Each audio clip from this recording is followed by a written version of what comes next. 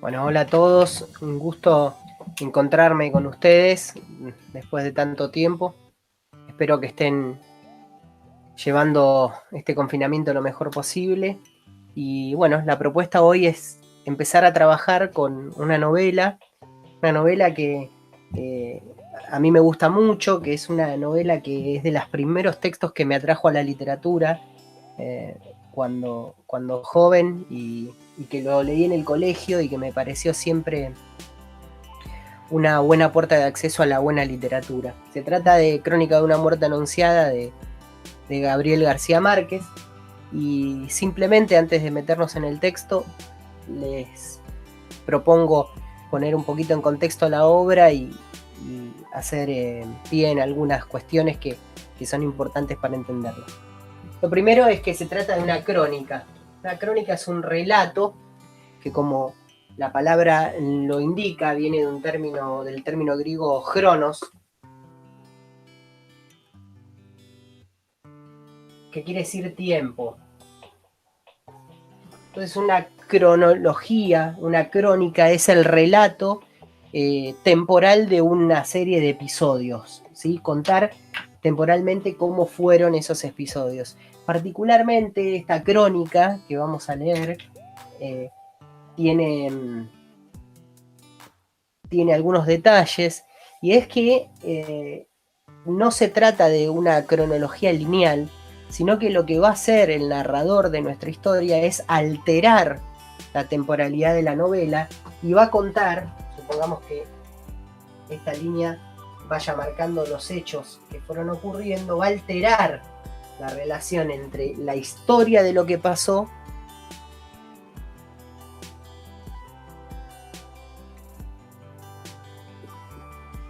y el relato. El relato es cómo se cuenta esta historia.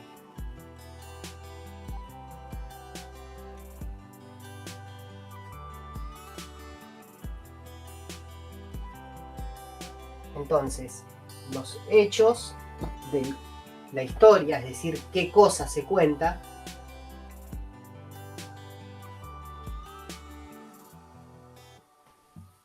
van a ser distintos al cómo se las va a contar. No se va a contar los hechos cronológicamente, sino que el narrador nos va a ir llevando desde un punto hacia atrás, después va a saltar y va a producir distintos cambios. Es una manera de contar muy particular del siglo XX, de la literatura del siglo XX, ¿sí? Y a pesar de esa dificultad, García Márquez va a trabajar con esta técnica narrativa de una manera excelente. Tiene una particularidad más la novela que me gustaría señalar, además de esta alteración entre historia y relato, y es que la novela es una apuesta muy fuerte, porque como van a ver ustedes, en las primeras oraciones del primer párrafo del primer capítulo, nos cuentan el desenlace que va a tener la novela.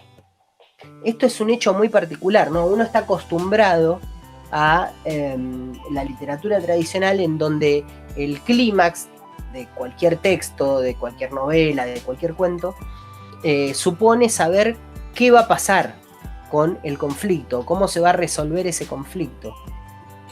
García Márquez, incluso desde el mismo título, porque si ustedes se fijan es una crónica de una muerte anunciada, nos anticipa que el protagonista, Santiago Nazar, va a morir. Ya sabemos cómo va a terminar la cosa. El secreto está en descubrir las causas, tratar de descubrir cómo el destino se va a ir hilvanando para que una muerte que todos quieren evitar no pueda ser evitada. Y eso es lo maravilloso y lo particular, y es lo que hace de la literatura una manera de comunicarnos estéticamente particular, que puede aparecer y surgir la literatura en situaciones en las que normalmente uno no la espera, ¿no? Y este es el gran desafío de García Márquez en la novela que vamos a empezar a trabajar y vamos a empezar a leer con la lectura de este primer capítulo. Como les dije, es una novela muy especial para mí porque fue de las primeras que leí de García Márquez y que me llevó a su literatura. Crónica de una muerte anunciada, de Gabriel García Márquez. Epígrafe de Gil Vicente. La casa del amor es la altanería. Capítulo primero. El día que lo iban a matar, Santiago Nazar se levantó a las 5:30 de la mañana para esperar el buque en que llegaba el obispo. Había soñado que atravesaba un bosque de higuerones donde caía una llovizna tierna y por un instante fue feliz en el sueño, pero al despertar se sintió por completo salpicado de cagada de pájaros. Siempre soñaba con árboles, me dijo Plácida Linero, su madre, evocando 27 años después los pormenores de aquel lunes ingrato. La semana anterior había soñado que iba solo en un avión de papel de estaño que volaba sin tropezar por entre los almendros, me dijo. Tenía una reputación muy bien ganada de intérprete certera de sueños ajenos, siempre que los contaran en ayunas, pero no había advertido ningún augurio aciago en esos 2 sueños de su hijo, ni en los otros sueños con árboles que él le había contado en las mañanas que precedieron a su muerte. Tampoco Santiago Nazar reconoció el presagio. Había dormido poco y mal, sin quitarse la ropa, y despertó con dolor de cabeza y con un sedimento de estribo de cobre en el paladar, y los interpretó como estragos naturales de la parranda de bodas que se había prolongado hasta después de la medianoche. Más aún, las muchas personas que encontró desde que salió de su casa a las 6:05 hasta que fue destazado como un cerdo 1 hora después, lo recordaban un poco somnoliento, pero de buen humor. Y a todos les comentó de un modo casual que era un día muy hermoso. Nadie estaba seguro de si se refería al estado del tiempo. Muchos coincidían en el recuerdo de que era una mañana radiante con una brisa de mar que llegaba a través de los plantanales. Como era de pensar que lo fuera en un buen febrero de aquella época. Pero la mayoría estaba de acuerdo en que era un tiempo fúnebre, con un cielo turbio y bajo un denso olor de aguas dormidas, y que en el instante de la desgracia estaba cayendo una llovizna menuda, como la que había visto Santiago Nazar en el bosque del sueño. Yo estaba reponiéndome de la parranda de bodas en el regazo apostólico de María Alejandrina Cervantes, y apenas si desperté con el alboroto de las campanas tocando a rebato, porque pensé que se habían soltado en honor del obispo. Santiago Nazar se puso un pantalón y una camisa de lino blanco, ambas piezas sin almidón, iguales a las que se había puesto el día anterior para la boda. Era un atuendo de ocasión. De no haber sido por la llegada del obispo, se habría puesto el vestido de caqui y las botas de montar con que iba los lunes a El Divino Rostro, la hacienda de ganado que heredó de su padre, y que él administraba con muy buen juicio, aunque sin mucha fortuna. En el monte llevaba al cinturón una Magnum 357, cuyas balas blindadas, según él decía, podían partir un caballo por la cintura. En épocas de perdices, llevaba también sus aperos de cetrería.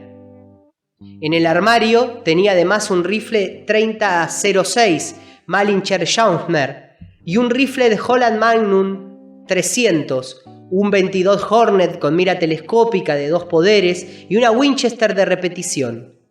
Siempre dormía como durmió su padre, con el arma escondida dentro de la funda de la almohada, pero antes de abandonar la casa, aquel día le sacó los proyectiles y la puso en la gaveta de la mesa de noche. Nunca la dejaba cargada, me dijo su madre. Yo lo sabía, y sabía además que guardaba las armas en un lugar y escondía la munición en otro muy apartado, de modo que nadie se diera ni por casualidad a la tentación de cargarlas dentro de la casa. Era una costumbre sabia impuesta por su padre, desde una mañana en que una sirvienta sacudió la almohada para quitarle la funda, y la pistola se disparó al chocar contra el suelo, y la bala desbarató el armario del cuarto, Atravesó la pared de la sala, pasó con un estruendo de guerra por el comedor de la casa vecina y convirtió en polvo de yeso a un santo de tamaño natural en el altar mayor de la iglesia, al otro extremo de la plaza. Santiago Nazar, que entonces era muy niño, no olvidó nunca la lección de aquel percance. La última imagen que su madre tenía de él era la de un paso fugaz por el dormitorio. La había despertado cuando trataba de encontrar a tientas una aspirina en el botiquín del baño. Y ella encendió la luz y lo vio aparecer en la puerta con el vaso de agua en la mano, como había de recordarlo para siempre. Santiago Nazar le contó entonces el sueño, pero ella no les puso atención a los árboles. «Todos los sueños con pájaros son de buena salud», dijo. Lo vio desde la misma hamaca, en la misma posición en que la encontré postrada por las últimas luces de la vejez, cuando volví a este pueblo olvidado, tratando de recomponer con tantas astillas dispersas el espejo roto de la memoria. Apenas se distinguía las formas a plena luz, y tenía hojas medicinales en las sienes para el dolor de cabeza eterno que le dejó su hijo la última vez que pasó por el dormitorio. Estaba de costado, agarrada a las pitas del cabezal de la hamaca para tratar de incorporarse, y había en la penumbra el olor de bautisterio que me había sorprendido la mañana del crimen. Apenas aparecí en el vano de la puerta, me confundió con el recuerdo de Santiago Nazar. «Ahí estaba», me dijo. Tenía el vestido de lino blanco lavado con agua sola, porque era de piel tan delicada que no soportaba el ruido del almidón. Estuvo un largo rato sentada en la hamaca, masticando pepas de cardamina, hasta que se le pasó la ilusión de que el hijo había vuelto. Entonces suspiró. «Fue el hombre de mi vida». Yo lo vi en su memoria. Había cumplido 21 años la última semana de enero y era esbelto y pálido y tenía los párpados árabes y los cabellos rizados de su padre. Era el hijo único de un matrimonio de conveniencia que no tuvo un solo instante de felicidad, pero él parecía feliz con su padre hasta que éste murió de repente, 3 años antes, y siguió pareciéndolo con la madre, solitaria hasta el lunes de su muerte. De ella heredó el instinto, de su padre aprendió desde muy niño el dominio de las armas de fuego, el amor por los caballos y la maestranza de las aves de presas altas. Pero de él aprendió también las buenas artes del valor y la prudencia. Hablaban en árabe entre ellos, pero no delante de Plácida Linero para que no se sintiera excluida. Nunca se les vio armados en el pueblo y la única vez que trajeron sus halcones amaestrados fue para hacer una demostración de altanería en un bazar de caridad. La muerte de su padre lo había forzado a abandonar los estudios al término de la escuela secundaria para hacerse cargo de la hacienda familiar. Por sus méritos propios, Santiago Nazar era alegre y pacífico y de corazón fácil. El día en que lo iban a matar, su madre creyó que él se había equivocado la fecha cuando lo vio vestido de blanco. Le recordé que era lunes, me dijo, pero él me explicó que se había vestido de pontificial por si tenía ocasión de besarle el anillo al obispo. Ella no dio ninguna muestra de interés. «Ni siquiera se bajará del buque», le dijo. «Echará una bendición de compromiso, como siempre, y se irá por donde vino. Odia este pueblo». Santiago Nazar sabía que era cierto, pero los fastos de la iglesia le causaban una fascinación irresistible. «Es como el zinc», me había dicho alguna vez. A su madre, en cambio, lo único que le interesaba de la llegada del obispo era que el hijo no se fuera a mojar en la lluvia, pues lo había oído estornudar mientras dormía. Le aconsejó que llevara un paraguas, pero él hizo un signo de adiós con la mano y salió del cuarto. Fue la última vez que lo vio. Victoria Guzmán, la cocinera, estaba segura de que no había llovido aquel día ni en todo el mes de febrero. Al contrario, me dijo cuando vine a verla, poco antes de su muerte. El sol calentó más temprano que en agosto. Estaba descuartizando 3 conejos para el almuerzo, rodeada de perros acesantes, cuando Santiago Nazar entró en la cocina. Siempre se levantaba con cara de mala noche, recordaba sin amor Victoria Guzmán. Divina Flor, su hija, que apenas empezaba a florecer, le sirvió a Santiago Nazar un tazón de café cerrero con un chorro de alcohol de caña, como todos los lunes, para ayudarlo a sobrellevar la carga de la noche anterior. La cocina enorme, con el cuchicheo de la lumbre y las gallinas dormidas en las perchas, tenía una respiración sigilosa. Santiago Nazar masticó otra aspirina y se sentó a beber a sorbos lentos el tazón de café, pensando despacio, sin apartar la vista de las 2 mujeres que destripaban conejos en la hornalla. A pesar de la edad, Victoria Guzmán se conservaba entera. La niña, todavía un poco montaraz, parecía sofocada por el ímpetu de sus glándulas. Santiago Nazar la agarró por la muñeca cuando ella iba a recibirle el tazón vacío. «Ya estás a tiempo de desbravar», le dijo. Victoria Guzmán le mostró el cuchillo ensangrentado. «Suéltala, Blanco», le ordenó en serio. «De esa agua no beberás mientras yo esté viva». Había sido seducida por Ibrahim Nazar, en plena plenitud de la adolescencia. La había amado en secreto varios años en los establos de la hacienda y la llevó a servir a su casa cuando se le acabó el afecto. Divina Flor, que era hija de un matrimonio más reciente, se sabía destinada a la cama furtiva de Santiago Nazar y esa idea le causaba una ansiedad prematura. «No ha vuelto a nacer otro hombre como él», me dijo, gorda y mustia, rodeada por los hijos de otros amores. «Era idéntico a su padre», le replicó Victoria Guzmán. «Una mierda». Pero no pudo eludir una rápida ráfaga de espanto al recordar el horror de Santiago Nazar cuando ella arrancó de cuajo las entrañas de un conejo y les tiró a los perros el tripajo humeante. «No seas bárbara», le dijo él.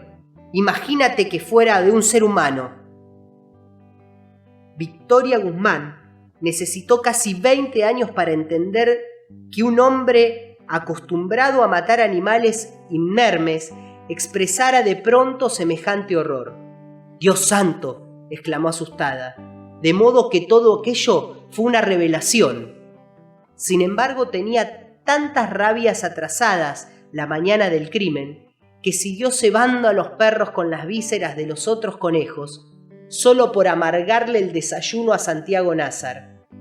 En esas estaban cuando el pueblo entero despertó con el bramido estremecedor del buque de vapor en el que llegaba el obispo. La casa era un antiguo depósito de 2 pisos con paredes de tablones vastos y un techo de zinc de 2 aguas, sobre el cual velaban los gallinazos por los desperdicios del puerto. Había sido construido en los tiempos en el que el río era tan servicial que muchas barcazas de mar e inclusive algunos barcos de altura se aventuraban hasta aquí a través de las ciénagas del estuario. Cuando vino Ibrahim Nazar con los últimos árabes, al término de las guerras civiles, ya no llegaban los barcos de mar debido a las mudanzas del río, y el depósito estaba en desuso. Ibrahim Nazar lo compró a cualquier precio para poner una tienda de importación que nunca puso, y solo cuando se iba a casar lo convirtió en una casa para vivir. En la planta baja abrió un salón que servía para todo y construyó en el fondo una caballeriza para 4 animales, los cuartos de servicio y una cocina de hacienda con ventanas hacia el puerto por donde entraba a toda hora la pestilencia de las aguas. Lo único que dejó intacto en el salón fue la escalera en espiral rescatada de algún naufragio. En la planta alta, donde antes estuvieron las oficinas de aduana, hizo 2 dormitorios amplios y 5 camarotes para los muchos hijos que pensaba tener y construyó un balcón de madera sobre los almendros de la plaza, donde Plácida Linero se sentaba en las tardes de marzo a consolarse en su soledad. En la fachada conservó la puerta principal y le hizo 2 ventanas de cuerpo entero con bolillos torneados. Conservó también la puerta posterior, solo que un poco más alzada para pasar a caballo, y mantuvo en servicio una parte del antiguo muelle. Esa fue siempre la puerta de más uso, no solo porque era el acceso natural a las pesebreras y la cocina, sino porque daba a la calle del Puerto Nuevo sin pasar por la plaza. La puerta del frente, salvo en ocasiones festivas, permanecía cerrada con tranca. Sin embargo, fue allí, y no por la puerta posterior, por donde esperaban a Santiago Nazar los hombres que lo iban a matar. Y fue por allí por donde él salió a recibir al obispo, a pesar de que debía de darle una vuelta completa a la casa para llegar al puerto. Nadie podía entender tantas coincidencias funestas. El juez instructor, que vino de Río Hacha, debió sentirlas sin atreverse a admitirlas, pues su interés de darles una explicación racional era evidente en el sumario. La puerta de la plaza estaba citada varias veces con un nombre de folletín: la puerta fatal. En realidad, la única explicación válida parecía ser la de Plácida Linero, que contestó a la pregunta con su razón de madre. Mi hijo no salía nunca por la puerta de atrás cuando estaba bien vestido. Parecía una verdad tan fácil que el instructor la registró en una nota marginal, pero no lo sentó en el sumario. Victoria Guzmán, por su parte, fue terminante en la respuesta de que ni ella ni su hija sabían que a Santiago Nazar lo esperaban para matarlo. Pero en el curso de sus años admitió que ambas lo sabían cuando él entró en la cocina a tomar el café. Se lo había dicho una mujer que pasó después de las 5 a pedir un poco de leche por caridad, y les reveló además los motivos y el lugar donde lo estaban esperando. No lo previne porque pensé que eran habladas de borracho, me dijo.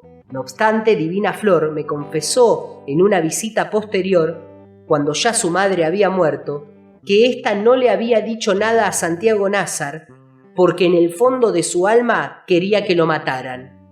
En cambio, ella no lo previno porque entonces no era más que una niña asustada, incapaz de una decisión propia, y se había asustado mucho más cuando él la agarró por las muñecas con una mano que sintió helada y pétrea, como una mano de muerto. Santiago Nazar atravesó a pasos largos la casa en penumbra, perseguido por los bramidos de júbilo del buque del obispo. Divina Flor se adelantó para abrirle la puerta, tratando de no dejarse alcanzar por entre las jaulas de pájaros dormidos del comedor, por entre los muebles de mimbre y las macetas de helechos colgados en la sala. Pero cuando quitó la tranca de la puerta no pudo evitar otra vez la mano de Gavilán Carnicero. Me agarró toda la panocha, me dijo Divina Flor. Era lo que hacía siempre cuando me encontraba sola por los rincones de la casa, pero aquel día no sentí el susto de siempre, sino unas ganas horribles de llorar. Se apartó para dejarlo salir, y a través de la puerta entreabierta vio los almendros de la plaza, nevados por el resplandor del amanecer, pero no tuvo valor para ver nada más. Entonces se acabó el pito del buque y empezaron a cantar los gallos, me dijo. Era un alboroto tan grande que no podía creerse que hubiera tantos gallos en el pueblo, y pensé que venían en el buque del obispo. Lo único que ella pudo hacer por el hombre que nunca había de ser suyo fue dejar la puerta sin tranca contra las órdenes de Plácida Linero, para que él pudiera entrar otra vez en caso de urgencia. Alguien que nunca fue identificado había metido por debajo de la puerta un papel dentro de un sobre en el cual le avisaban a Santiago Nazar que lo estaban esperando para matarlo, y le revelaban además el lugar y los motivos y otros detalles muy preciosos de la confabulación. El mensaje estaba en el suelo cuando Santiago Nazar salió de su casa, pero él no lo vio, ni lo vio Divina Flor, ni lo vio nadie hasta mucho después de que el crimen fue consumado. Habían dado las 6 y aún seguían encendidas las luces públicas. En las ramas de los almendros y en algunos balcones estaban todavía las guirnaldas de colores de la boda, y hubiera podido pensarse que acababan de colocarlas en honor del obispo.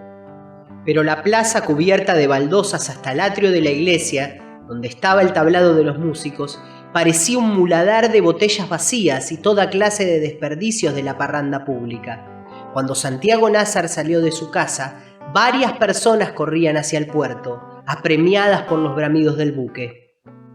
El único lugar abierto en la plaza era una tienda de leche a un costado de la iglesia, donde estaban los dos hombres que esperaban a Santiago Nazar para matarlo. Clotilde Armenta, la dueña del negocio, fue la primera que lo vio en el resplandor del alba y tuvo la impresión de que estaba vestido de aluminio. «Ya parecía un fantasma», me dijo. Los hombres que lo iban a matar se habían dormido en los asientos, apretando en el regazo los cuchillos envueltos en periódicos, y Clotilde Armenta reprimió el aliento para no despertarlos. Eran gemelos, Pedro y Pablo Vicario. Tenían 24 años y se parecían tanto que costaba trabajo distinguirlos. Eran de catadura espesa, pero de buena índole, decía el sumario. Yo, que los conocía desde la escuela primaria, hubiera escrito lo mismo. Esa mañana llevaban todavía los vestidos de paño oscuro de la boda, demasiado gruesos y formales para el Caribe, y tenían el aspecto devastado por tantas horas de mala vida, pero habían cumplido con el deber de afeitarse. Aunque no habían dejado de beber desde la víspera de la parranda, ya no estaban borrachos al cabo de 3 días, sino que parecían sonámbulos desvelados. Se habían dormido con las primeras aurias del amanecer, después de casi 3 horas de esperar en la tienda de Clotilde Armenta, y aquel era su primer sueño desde el viernes. Apenas se habían despertado con el primer bramido del buque, pero el instinto los despertó por completo cuando Santiago Nazar salió de su casa. Ambos agarraron entonces el rollo de periódicos y Pedro Vicario empezó a levantarse. «Por el amor de Dios», murmuró Clotilde Armenta. «Déjenlo para después, aunque sea por respeto al obispo». «Fue un soplo del espíritu», repetía ella a menudo.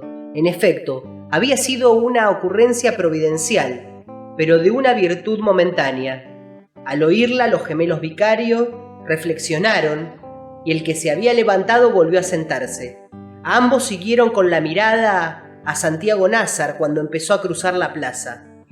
Lo miraban más bien con lástima, decía Clotilde Armenta. Las niñas de la escuela de monjas atravesaron la plaza en ese momento trotando en desorden con sus uniformes de huérfanas. Plácida Linero tuvo razón, el obispo no bajó del buque.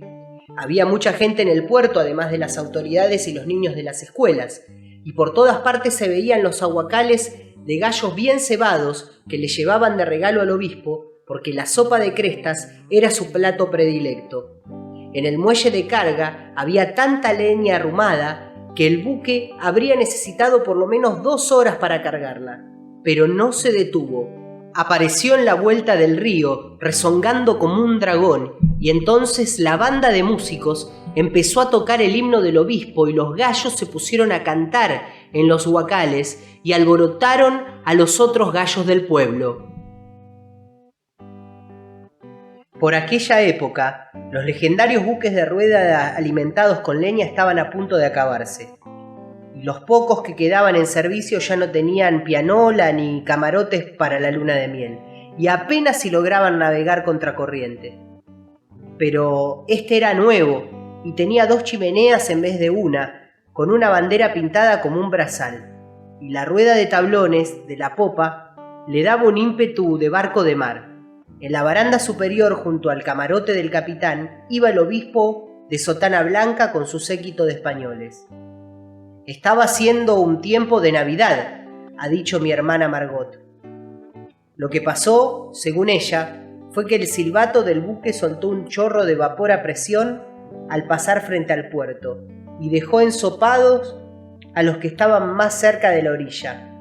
Fue una ilusión fugaz. El obispo empezó a hacer la señal de la cruz en el aire frente a la muchedumbre del muelle y después siguió haciéndola de memoria, sin malicia ni inspiración, hasta que el buque se perdió de vista y solo quedó el alboroto de los gallos. Santiago Nazar tenía motivos para sentirse defraudado. Había contribuido con varias cargas de leña a las solicitudes públicas del padre Carmen Amador y además había escogido él mismo los gallos de crestas más apreciadas. Pero fue una contrariedad momentánea. Mi hermana Margot, que estaba con él en el muelle, lo encontró muy de buen humor y con ánimos de seguir la fiesta, a pesar de que las aspirinas no le habían causado ningún alivio. No parecía resfriado y solo estaba pensando en lo que había costado la boda, me dijo. Cristo Bedoya, que estaba con ellos, reveló cifras que aumentaron el asombro. Había estado de parranda con Santiago Nazar y conmigo hasta un poco antes de las 4, pero no había ido a dormir a lo de sus padres, sino que se quedó conversando en casa de sus abuelos. Allí obtuvo muchos datos que le faltaban para calcular los costos de la parranda.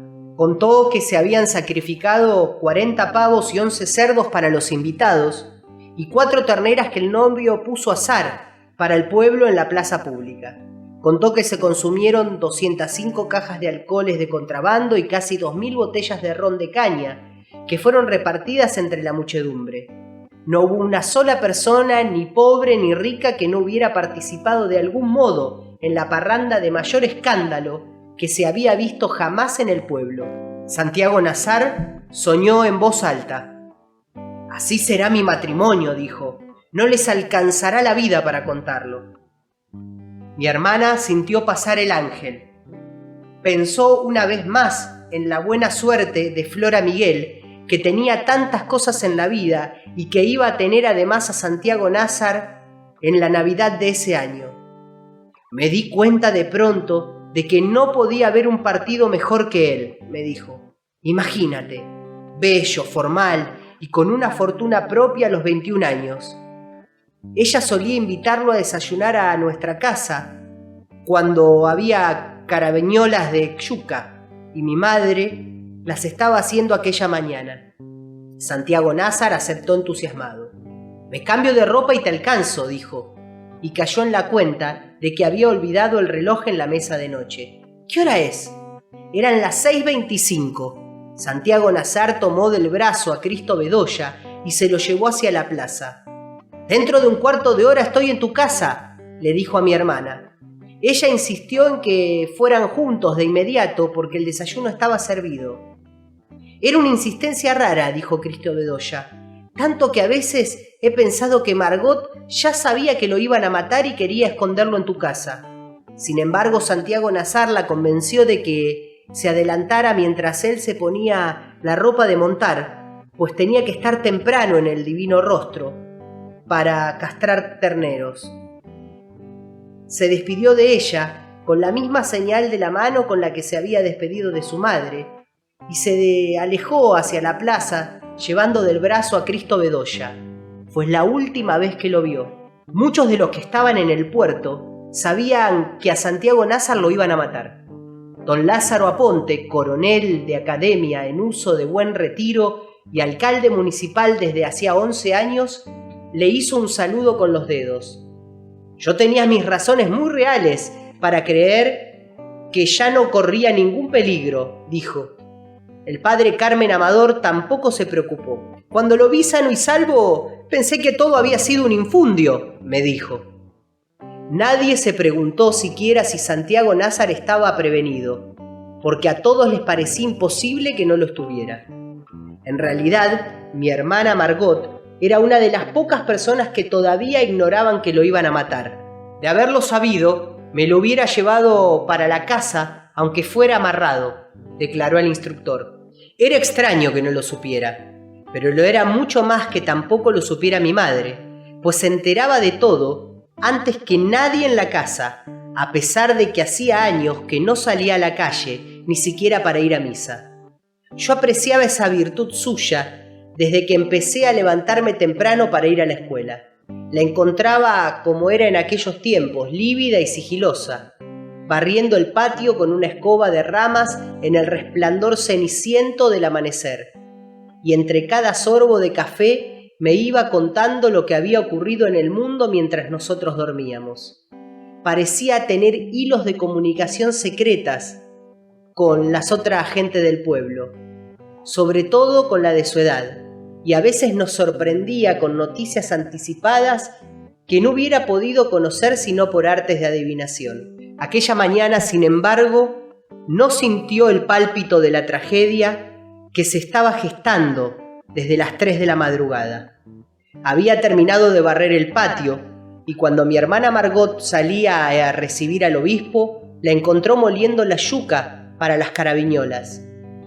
Se oían gallos, suele decir mi madre al recordar aquel día, pero nunca relacionó el alboroto distante con la llegada del obispo, sino con los últimos rezagos de la boda. Nuestra casa estaba lejos de la plaza grande, en un bosque de mangos frente al río. Mi hermana Margot había ido hasta el puerto caminando por la orilla, y la gente estaba demasiado excitada con la visita del obispo para ocuparse de otras novedades. Habían puesto a los enfermos acostados en los portales para que recibieran las medicinas de Dios, y las mujeres salían corriendo de los patios con pavos y lechones y toda clase de cosas de comer, y desde la orilla opuesta llegaban canoas adornadas de flores. Pero después de que el obispo pasó sin dejar su huella en la tierra, la otra noticia reprimida alcanzó su tamaño de escándalo. Entonces fue cuando mi hermana Margot la conoció completa y de un modo brutal. Ángela Vicario, la hermosa muchacha que se había casado el día anterior, había sido devuelta a la casa de sus padres porque el esposo encontró que no era virgen. Sentí que era yo la que me iba a morir, dijo mi hermana. Pero por más que volteaban el cuento al derecho y al revés, nadie podía explicarme cómo fue que el pobre Santiago Nazar terminó comprometido en semejante enredo. Lo único que sabían con seguridad era que los hermanos de Ángela Vicario lo estaban esperando para matarlo. Mi hermana volvió a casa mordiéndose por dentro para no llorar.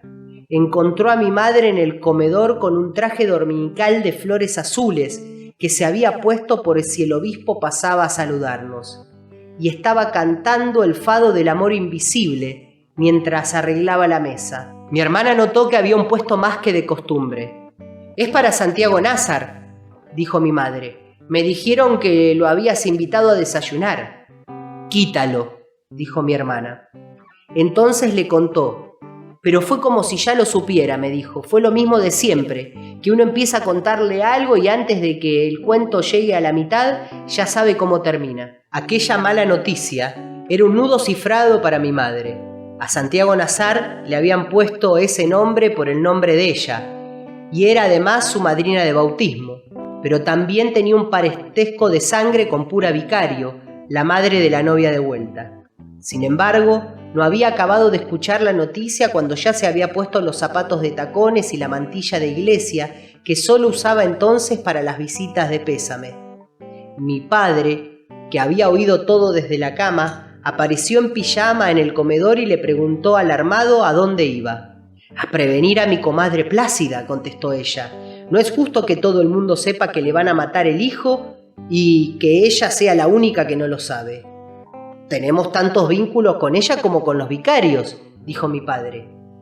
«Hay que estar siempre de parte del muerto», dijo ella. Mis hermanos menores empezaron a salir de los otros cuartos. Los más pequeños, tocados por el soplo de la tragedia, empezaron a llorar. Mi madre no les hizo caso, por una vez en la vida, ni prestó atención a su esposo. «Espérate y me visto», le dijo él. Ella estaba ya en la calle. Mi hermano Jaime, que entonces no tenía más de 7 años, era el único que estaba vestido para la escuela. «Acompáñala tú», ordenó mi padre. Jaime corrió detrás de ella sin saber qué pasaba ni para dónde iban, y se agarró de su mano.